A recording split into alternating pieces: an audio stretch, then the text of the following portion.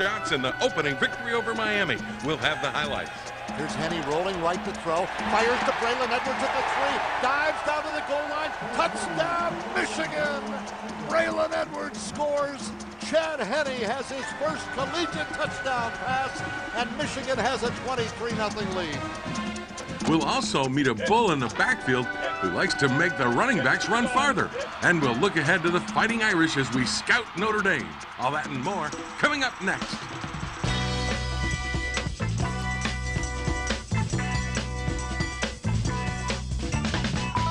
Michigan Replay with Lloyd Carr is brought to you in part by The Joy of Pepsi and by Big Boy Restaurants. Big Boy makes you say, oh boy. Hello, everybody, and welcome to Michigan Replay. And, I'm going to have you call Donald Rumsfeld and figure out the leaks coming out of the Pentagon, because nothing gets out of Fort Schembechler.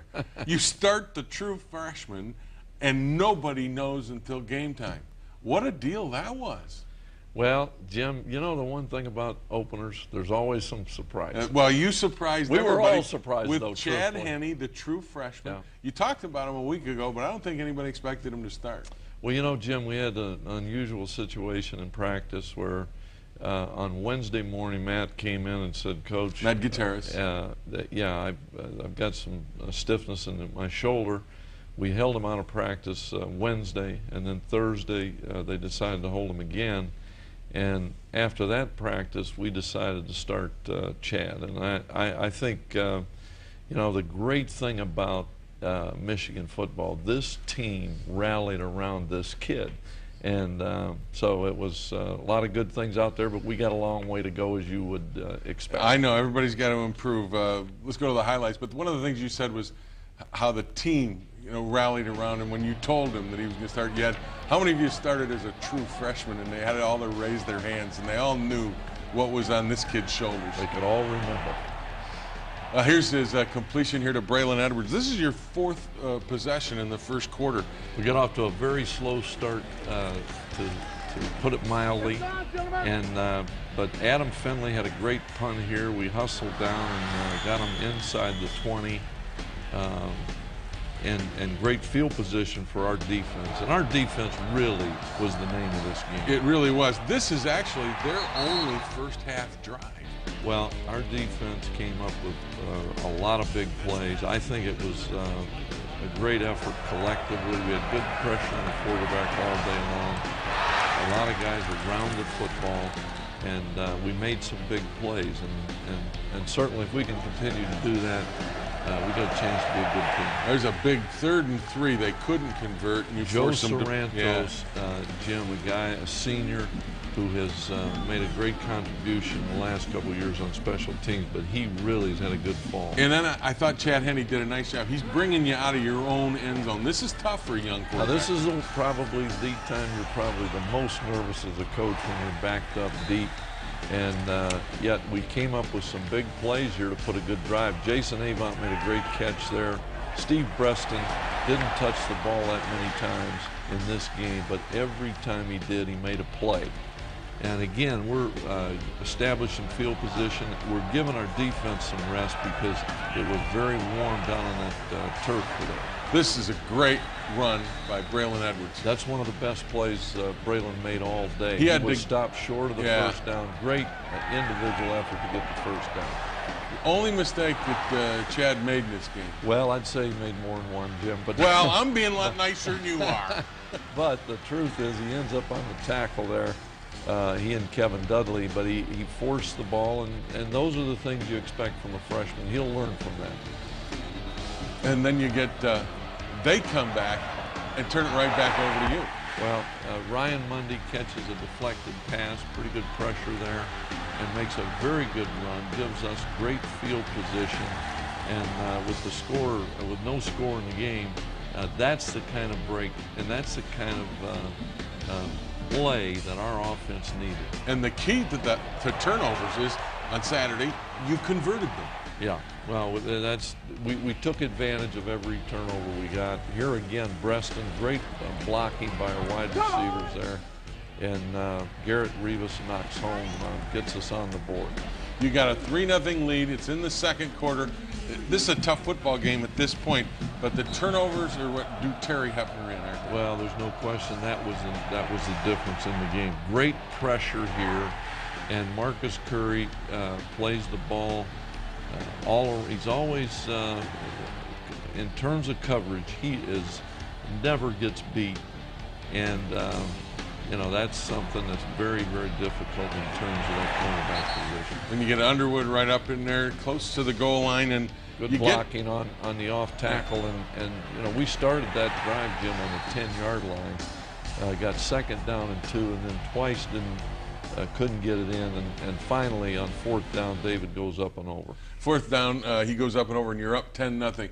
Now, given what was going on with the true freshman quarterback and everything else, were you completely happy when you left at halftime? Well, I was very happy from the standpoint that we didn't do anything offensively the entire first quarter. The second quarter, we played better, and defensively, we played very, very well the entire first half. And our special teams, our kickoff coverage in this game is probably as good as it's been. We'll get to the punt coverage a little later. Do we have to? Yes, we do.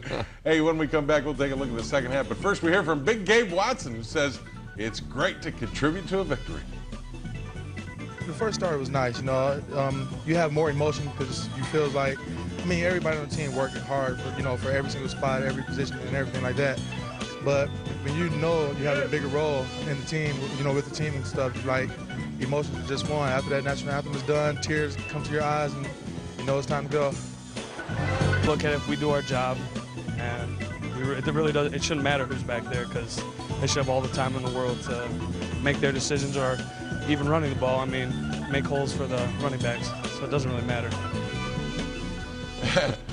The Wolverines had a 10-0 lead to start the third quarter, and Miami got the football. And the game was still tight, and then turnovers again reared their head against them. There's no question, Jim. Here in a hurry, this game turned around. Right here, the ball slips out of Brad's hands, and Pierre Woods alertly falls on the football, and we got great field position like we have in the first 2 scores. And again, the thing that's key here, though, is you take advantage. Well, right here, we're going to run outside, good blocking, and David lowers his shoulder and gets in. So now we're up 17-0, and that's exactly what we talked about at halftime, taking advantage of the opportunities. And your defense against the run. Watch Gabe Watson up front here. That is one great football player, Jim. On that play, Gabe Watson takes the offensive center, knocks him into the backfield, and the center's body makes the tackle. Then you get a great throw from Henne to Tim Massaquoi, your tight end, on a big 3rd down play. And then Henne again, just at this point, I thought he looked as comfortable as he did all game. Well, here's the same play. Braylon knocks the strong safety down, and we get an 8-yard gain. But Tim Massaquoi and Tyler Eckert, those are 2 key guys for us, Jim. We need them to catch the football and make plays. And both of them have been very productive this far. And you can put Chad Henne on the run, can't Well, you? I think one of his strengths is excellent mobility, and that really impacts our running game. It makes the running game because it makes the backside of the defense stay home, and now there's more creases for the running game. It's 24-0 after your score. Then they come back and put together a drive in the second half that helps them get back in the game. A very good drive, and possess the football, hit some plays, and you know, we didn't give up any big plays in this drive, but Miami did a very good job, and I felt at this time we're starting to tire a little bit. And then on a trick play, the reverse, and I'm not sure whether that was a pass off the reverse, but everybody on the backside stayed home. We got them stopped and held them to a field goal. It's 24-3 at this point, but this is where things start to get a little bit scary because of this return guy, Ryan Robinson. This guy is a great football player. He is scary.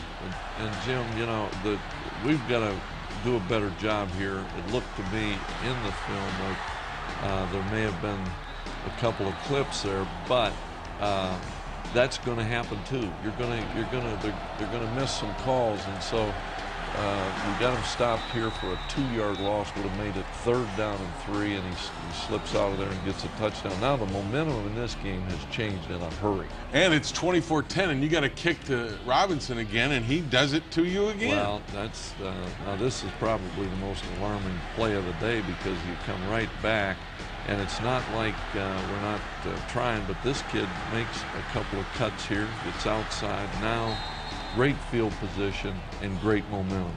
All right, and now comes the play of the game. Well, there isn't any question. We got excellent pressure up the middle. That really is what I think caused the ball to be thrown before the quarterback was ready. And Ernest Shazor, King High, Martin Luther King High School in Detroit. They'll be celebrating that play. Dancing in the streets at Martin Luther King. Well, Ernest has had a great junior season. He's starting off right where he left off. And Marcus Curry, again, you said earlier, he never gets out of position, makes another pick here. You know, Jim, the thing about Marcus, he has great hands. He's made a lot of interceptions. That was, he made that look easy, but that was a very, very good catch on his part. And then a great catch here by Braylon Edwards. Well, Braylon went back door. The defender was inside, and for some reason, Chad was able to get the ball behind the defender. And I don't know how we got it in there, but it was a big play, and Braylon used his height and his jumping ability to make a great play. That point, 36-10. Then you get the fumble on the kickoff. 2 young guys, Brandon Engelman, a young sophomore, made a great hit, and Prescott Burgess, another sophomore, fell on the football. We got great field position. And then Clayton Richard comes in with a nice play. Jim, you know, you talk about our quarterback race. We've had great competition there. Clayton Richard has been part of that, and he played extremely well when he got in there late in the game. I had hoped to get him in earlier, and but the game went in such a way that I didn't feel like I could do it. But he's going to be a good quarterback. Right, 43-10 was the final. Now the question everybody wants to know, and I'm just like everybody else, with the quarterback situation the way it is, what happens next week at Notre Dame? Is there a determination made yet, or will that be made during the week in practice? Well, Jim, everybody wants a decision. You know, everybody wants to know, and the truth is, we don't have enough information. When we get the information we need, then we'll have to look at this situation. We got to make a decision based on what's best for our team and what will give us the best chance to win next week. So basically, you're going to tell me absolutely nothing. Well said, Jim. Don't go away, everybody. When we come back, we'll meet Kevin Dudley. But first, we hear about that young freshman, Chad Henne. Talks about it's all about playing together. Everybody felt comfortable. Everybody was doing their assignments, and we just started meshing just like we did in practice all week. So we came out in the second quarter and just started meshing. Over the years, Michigan has had their share of outstanding fullbacks. Names like Russell Davis, Gerard Bunch, and more recently, B.J. Askew come to mind. There have been others, of course, and they've all had one thing in common. They got the ball now and then. Well, meet Kevin Dudley, the latest of the fullbacks. The difference is he hasn't gotten the ball. He is a fierce and physical blocker who has sprung running backs for big yards. But don't you dare tell Kevin he's just a glorified offensive lineman. Being a tailback in high school and then coming here and playing fullback, and then just, you think of a lineman, you think of the big, grunny guys down there. And I just, you know, want to be considered one of the skilled positions, I guess. Whether you consider a blocker skilled or not, Kevin Dudley is a major force in the Wolverines' offense, being successful. Despite not getting 1 carry last year and just 3 receptions, he is as happy as he can be, making things easier for others. I think the biggest adjustment was just accepting my role. I mean, not being the star. Coming out of high school, I mean, I was a star on my team, and just accepting my role was being the guy in the background, you know, that you don't get read about all the time in the news.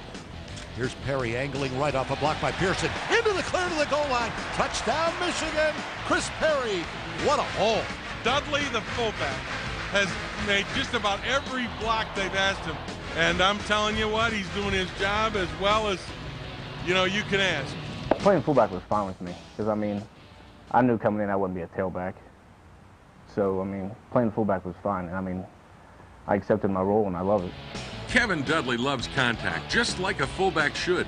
He contributes on special teams. He makes others around him better. Basically, he's your perfect team guy. He's a rare breed, a back that doesn't complain that he doesn't get the ball enough. No, I really don't. I mean, I joke around with them saying stuff like that, but I know that that if they need me to get the ball, I'll be there and I'll contribute. Dudley made me promise him that he would carry the ball at least once this year, score a touchdown. And I refuse to make that promise. I believe I got good hands and everything, catch a ball, but what I do with after the ball isn't going to be quite as exciting as Braylon and Preston as those guys. It's going to be more like me just running and trying to run through somebody more than putting any moves on or anything. So what happened to all those tailback moves you had in high school? I gained 40 pounds and they kind of disappeared. Now, we go through this whole piece, and it's all about Kevin Dudley not carrying the ball. And look what you do. You screwed us up again. You gave him the ball today. You know something? Old blood and guts. What? Now, this is a good run, too. Hit the hole up in there, and Kevin is going to carry the. You know, Jim, what's amazing about this kid is he was an outstanding football player in high school and a tailback. Yeah. But we needed a fullback. He put on weight, and there's not a tougher guy anyway. I was going to say, and for you as a coach, it's the dirty work, okay? You love a guy like this who all he does all day long is crack helmets with linebackers. And Jim, it's not only the coaches that love him, his teammates love him, and now the fans love him because we're telling his story. Well, you know what? When a guy gets recognition for that type of thing, it helps your team because everybody knows. They say, look at Kevin Dudley. He's not carrying the football, but everybody knows he's a great player. Yes, he is. When we come back, we'll take a look at the Fighting Irish of Notre Dame in our scouting report. But first, we hear from Marcus Curry. Says turnovers are like kerosene to the defense. We came ready to play today. You know, all camp, we've been getting a lot of turnovers all camp. I mean, it is one of the most turnovers we got. The first camps I've been at since I've been here. You know, practice make perfect. You know, so we got to get a lot of turnovers. We got to get them in the game. Inside the locker room. Going down to South Bend is one of my favorite places to play. You know, I love their Coliseum and everything. I love the tradition. Notre Dame versus Michigan. I just want to go out there and compete. Ernest Chazar's talking about going to South Bend and playing the Fighting Irish of Notre Dame. And you know what? When you come to Michigan, you play in big games, and this is as big as they get for a non-conference game, isn't it? Well, it's a game everybody in the country is looking forward to seeing, and you know, when you get an opportunity to be a part of it, it's a special day. And of course, in South Bend, in that historic stadium with all the buildings out the great helmets and the crowd, the colors. It's fun to go in there. Tyrone Willingham has got Brady Quinn. I think they found the answer at quarterback. Brady Quinn is an outstanding quarterback, going to be a great quarterback. Maurice Stovall here, a young player, is a big play receiver. And this team is obviously very motivated for this game. And a guy hurt you a couple years ago, Ryan Grant. Ryan Grant was a great high school tailback from the East Coast. We recruited him. Big guy, and a guy that's very tough, very durable. And here's Raymond McKnight, the big wide receiver at 6'1", 210. Well, there's the other part of the Stovall connection. So they've got good people to throw the football to. And they've got very good defense. Justin Tuck's their best pass rusher. Brandon Hoyt, a solid linebacker, and Quentin Burrell, a wonderful defensive safety. Well, Tuck, I think, is an All-American candidate, and Hoyt, we felt a year ago, was one of the best linebackers we played against. Quentin Burrell is a guy that has a lot of experience. This is an athletic football team. They're running a West Coast offense, and their special teams have been good. And that's one of the things about the West Coast offense. Tyrone Willingham is starting to get personnel that fits that look, right? Well, there's no question, Jim. You know, when you go from an option-oriented offense, which is what Ty inherited there at Notre Dame, and go to the West Coast, it takes a while, but he's an outstanding football coach, and he's doing it the right way. He's a good man. He's everything good about college football. You know, it always seems, and correct me if I'm wrong, but doesn't something crazy always happen down at South Bend when Michigan goes there? Well, we've had, you know, regardless of the games, we've had some games that go down to the last second and field goals, and You know, I can, you know, you can remember a lot of them, and, Yeah. but it's always exciting. Coming out of your opener, what's the biggest thing you want to accomplish this week in preparation? Is it special teams coverage unit on punts? Well, I think the number one thing, and of course we've got to look at that coverage, and if we don't do a better job, we put our defense in such bad position. Even if they play good, you can't give them that kind of field position and hope to win. We got to get a running game going, in my judgment, and we got to catch the football better, and we got to cover punts better. So 43 to 10. We got reason to practice. I was going to say, even though you win big, there were enough things that happened in that opener on Saturday where you've got some coaching points you can still make. No question. He's so, you know, sometimes he gets so wordy. It's amazing. Hey, listen, thanks for joining us this week. Make sure you're with us next week because we've got Michigan versus Notre Dame. It should be a dandy. It's all coming your way right here. Same time, same place on Michigan Replay.